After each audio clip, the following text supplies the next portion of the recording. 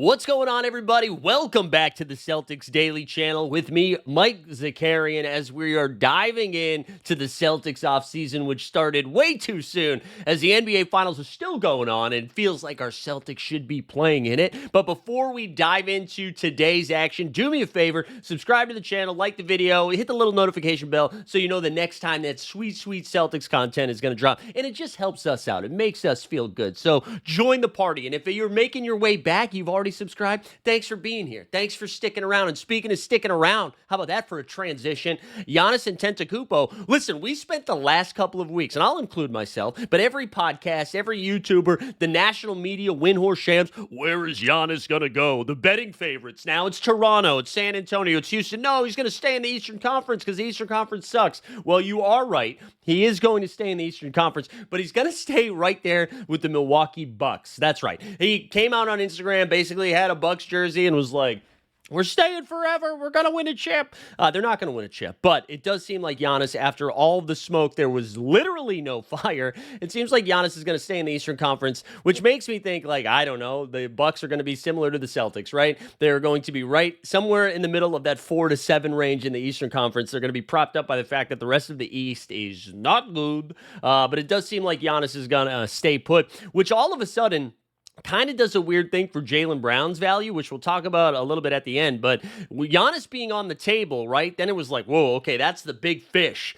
But you take him off, now it's just kind of like KD's the next biggest fish, and he's an older fish who was very active on Twitter yesterday. If you didn't follow that, that was a good time. So if you just tweet something about Kevin Durant, he might be in your replies. But like KD becomes the biggest name in on the trade block, and then honestly, like the Celtics guys are right there. So we kind of benefit from it. But we will get into that a little bit later. We're going to start with our guy, Peyton Pritchard. Let's do a little glass half full, okay? Let's talk about some positive stuff. The reigning sixth man of the year, right? The three-point king out there is now going to have to take on a bigger role this season, right? He's going to have to move into the starting lineup because even though the Twitter doctors are out there being like, Jason Tatum, actually, he had surgery faster than most people who tear their Achilles. He could be back as soon as February. Well, okay, for all intents and purposes, let's assume Mr. Tatum is going to miss the entirety of the season, just like every other player that's ever torn their Achilles. And then let's also assume that one of these starters, one of the core four, whether it's Holiday, Porzingis, Brown, or White, will not be on the team. Peyton is going to have to really step up into a bigger role for the Celtics and most likely a starting role.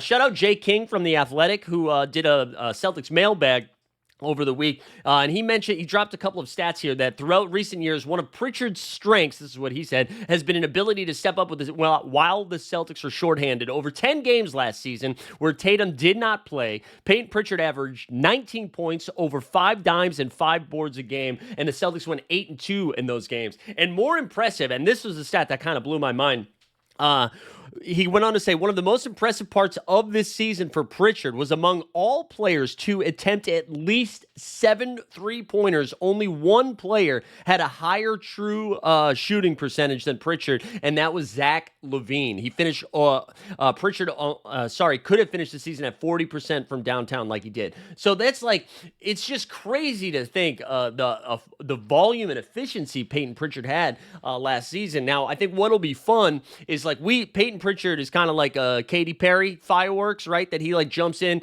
comes off the bench, offensive jolt, just chucks some threes. He gets a couple of his offensive boards, which I always am impressed by as another short king myself. But now he's going to be required to do a little bit more of the facilitating, right? So we really get to see the breadth of Pritchard's game because we're going to see him doing a little bit of everything. I'm curious to see what those numbers look like. 19, 5, and 5 is pretty impressive. But again, if he's doing that throughout the entirety of the season, I would imagine some of his efficiency comes down. I don't know if he's going to be able to shoot that consistent of a high percentage on a higher volume.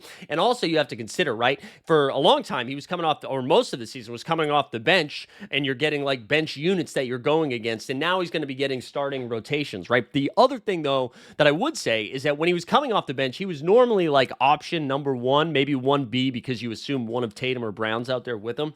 But now, even though he's getting the better defenses, you're still going to have Jaylen Brown and Derek White out there. So I don't know if the opposing team is going to consider Pritchard as option 1A, but definitely something to monitor. I'm excited about it though. I do. I love Pritchard. Big fan of his game. What a hot take. But I do think we could see him like put up fringe all-star level numbers. One, because of the bigger opportunity he's going to have, but two, the East, the guards. Like, I mean, what are you scared of? You know. So I think he could do it. And if he doesn't get to the All-Star game just on merit, I could see him get there for a 3-point shootout. So let's get Peyton Pritchard to the All-Star game. I believe that's in LA next season, right? Let's get PP to LA just for the All-Star break. Not to the Clippers or the Lakers. Let's talk about our guy, Big Al, because Big Al has 3 different options heading into this season, right?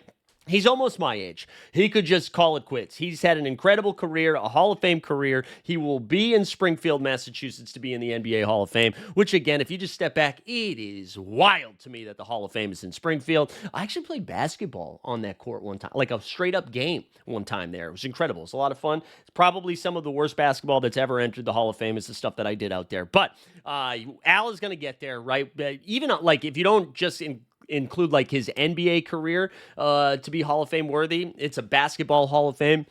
So, like, think about his college career, too, at the University of Florida. But anyways, Al could 100% just hang it up, right? With the Tatum injury, the Celtics are probably not title contenders right now. He might be just tired of ice baths and icy hot, right? Maybe he's like, I would like to get some sort of media deal. We've got the NBA going to NBC, going to Amazon. Maybe he's like, give me a bag to just talk about other people's bags instead of having to go out there and get ready to play every day. The option 2, he could just come back, maybe like, you know, like, let me just hang around. I've enjoyed my time in Boston. I love this group. He could be like a mentor leader for the young guys, right? Baylor, Shireman's going to get a little bit more run. Pritchard, Jordan Walsh, like those bench guys who are coming back are going to have to do a lot more. Maybe Al could be there to help, like, shepherd in this next generation of Beantown boys. And then there's the third option that's going to make everybody uncomfortable. And maybe Al looks around and he's like, listen, I still got a little bit of game left in me, and I would like to do it in the NBA Finals. So he might look around and say, let me give me a 1-and-1 deal here with one of the teams that need a big to make a title run. And you look at the 2 teams that were in the Eastern Conference Finals this year, I think Al makes a ton of sense there. We start with the Knicks, right? The Knicks, like, Cat cannot play defense. They need another backup big. Mitchell Robinson, I know everybody was like, rock hard for Mitchell Robinson's performance in the offensive glass. He can't play more than 18 minutes, man. He can't. He gets exhausted. You saw it, like when they moved him into the starting lineup, he grabbed 5 offensive boards in like the first quarter, and then had nothing left in the tank the rest of the game. Al, on the other hand, and I'm sorry, Mitchell Robinson's trade value might be pretty high too. So the Knicks might be like, listen, let's get some assets back. They bring in somebody like Al. Tim Bontemps of ESPN already reported that might make a ton of sense. And then you look at the Indiana Pacers, who are in the NBA Finals right now. Miles Turner, one of like the very few actual free agents this offseason, sounds like he's coming back. Shams reported that Indiana's thinking about going into the tax for the first time and paying him. But if you look at the backup bigs for the Pacers right now, playing in the NBA Finals, it's Thomas Bryant, who maybe you've heard of from his time with Miami and the Wizards before that. I think he was with Denver for a little bit. And then Tony Bradley. And listen, I am a basketball sicko. I am in these streets all of the time. When he checked into the game for like first time, I believe in the second round or in the third round, I felt like the Leonardo DiCaprio meme, right? From, who's that guy? Like, I'd never seen Tony Bradley before, unless you're like a Sixers fan. I think he had some run there in Philly, but like, they are desperate for another big. Al would make a ton of sense there. Maybe Al wants to go to another contending team in the West. I really don't know, but Horford has a decision to make, and I don't have like a lean which way. I would love for him to come back. I'm a big Al Horford guy. Don't want to see him in New York. But whatever he chooses, I'll support because I love our guy, Big Al. And if Big Al goes, like, this is the Celtics' big situation is very bizarre, right? You have Luke Cornett, a free agent, Al Horford, a free agent, Kristaps Porzingis, not a free agent, 1 year left on the deal, but sounds like he's going to be on another team next year. And then the only one left, the Portuguese prince himself, Nemias Queta, right? That's all the Celtics have. So assuming some of those pieces leave, like you try to look around the league, what are some of the other options? And the Celtics are in such a weird spot, right? Because you know they got to try to get under the second apron. And so, like, are you going to spend money? I mean, they have to have centers on the team, one would think. But are they really going to spend money to bring in a real center, or is this just like a gap spot, right? And the only center to me that kind of makes sense is if we do get Drew Holiday down to Dallas and getting somebody like Daniel Gafford back, right? The Mavericks have 155 centers on their roster. You know, they have Anthony Davis. They have Derek Lively, who's pretty redundant of like Daniel Gafford, right? And they also have PJ Washington if they want to go small ball. So if you send Drew Holiday back and you get to Dallas and you get Daniel Gafford back, I do think that would make a little bit of sense. He's kind of like Luke Cornett on steroids, a lot less funny. but really great at rim protection and rim running. Solid defender. I think like that fit with Joe Mazzulla might be kind of crazy. If you've seen Joe get mad at other players for defensive flubs at times, just wait, get ready to learn Gafford. He does have some downside there, but I do think he would make a ton of sense. But you look around at the other potential centers, right? We mentioned Miles Turner. He's for sure going back to Indiana.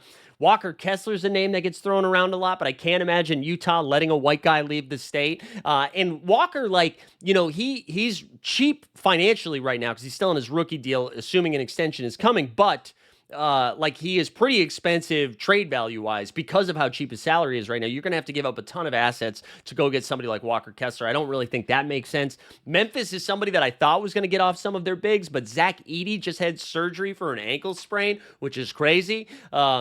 So Brandon Clark, I assume, is going to stay with Memphis. And there's just not a ton of bigs out there. So, the Celtics really are limited. And that's why, if you checked out our video from a couple days ago where we looked at some of the other draft prospects, which if you haven't checked it, go check it out. I think that was on Friday of last week. But Kevin O'Connor and the Celtics blog kind of broke down some potential prospects. And as you're going to see, a lot of them are over 7 feet. So I imagine if we use both of those picks instead of trading up, pick 28 and pick 32, my guess is both going to be on big guys, just to throw some darts, right? See what sticks and what the Celtics can do from there. But yeah, I don't know. They are going to be in a weird spot. Gafford seems to be the one that makes the most sense. I'd be curious to hear from the chat if you guys have some center takes from free agents or trades. I don't really know. I know Holiday or Porzingis to the Clippers gets talked about a little bit, and maybe somebody like Derek Jones Jr. is considered, but Jones Jr. more like a rangy 4 than a 5. So I don't really know. Last but not least, let's rank some of the Celtics value, both in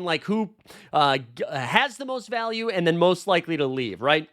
To me, Derek White's got the most value out of all the guys that could potentially get bounced from that core from Boston, right? Derek White's contract is cheaper than most of those other guys or all of those other guys. It's a little bit shorter than Holiday's, I believe. And he's just at a point in his career where you're not worried about the decline. He's at the height right now. Fun little Derek White stat. He had the most blocks of all guards in the league last season. I believe he had 1 or 2 more than Shai Gilgeous-Alexander, who finished second, which is wild because everybody's like, oh, Shai's a bad defender. And you look at his steal block numbers, they're kind of crazy. So Derek White, I think, has the most value. I could see a team like Golden State just drooling over him. Honestly, any team that's we could win right now wants a Derek White on. He makes a ton of sense. He can play on ball. He can shoot the 3. He defends his ass off. Just a great fit, right? Next is Jaylen Brown. And the Jaylen Brown thing, though, it has to be a team that is we are one all-star away from being title favorites. Not just fringe contenders, but you have to be almost pencil yourself in for a conference final.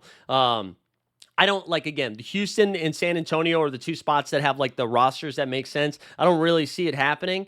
I don't. I feel like JB is going to stay, but I do think he provides the most value in return. And then I think it's KP because he has 1 year left on his deal and it's expiring. I'd put Drew Holiday ahead of KP because it sounds like the Celtics think they can get a first-round pick and then KP. But most likely to move, I think Derek White and Jaylen Brown are at the bottom. It's almost 2 tiers. I don't think either JB or Derek White get moved this offseason. I think they both come back and are a part of the core moving forward, unless it's just a real dumpster fire next year, and then maybe you see Derek White get moved at the All-Star break, right? Because that's the other thing. They don't have to get traded before the season starts. It could still happen mid-year. And then I think KP and Drew Holiday, I think one of them for sure is gone before the start of the season to get under that second apron, and then I think the second one probably moves at some point throughout the year. I think both Drew and KP are on other teams this year. But I stand firm that JB and White are going to be back next year. Be curious to hear your thoughts. Let me know. What do you think about the value? Celtics are just in the craziest of spots. But before we get out of here, appreciate you sticking around. Do me a favor, smash the subscribe on the way out. Let's bump those numbers up. Let's let the algorithm know that Celtics Daily is here. Appreciate you watching. We'll see you next time.